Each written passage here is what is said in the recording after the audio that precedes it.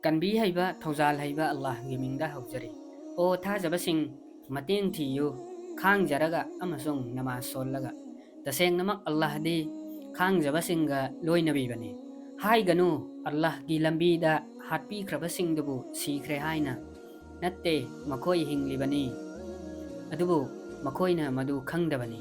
Soidanamakki aikoina nakoibu sangyeng taugani akiba thengnahanduna napuk lamhanduna amadi manghanduna nasak naralsing napunsising amasung mahi marongsing adubu piyu harau pau maduda khangjabasingda makoibu awa anana sokhallaba matamda makoina asumna haijaba tasengnamak aikoi Allah gini aduga tasengnamak aikoi mangonda amuk hangadabani makoiduni makoigi mathakta yaifaba amasung minungsi pibiraba makoigi mapudagi aduga makoiduni lamjingbirabasingdu tasengnamak sabha amasung marwa Allah gi kudamsinggi manungdagini aduna kanagumbana yum aduda haz tauraba natraga umrah taurabadi dos natte mangonda mana anidugi marakta hanggat handa chatchabada aduga kanagumbana taujaraba masagi maikaidagi afaba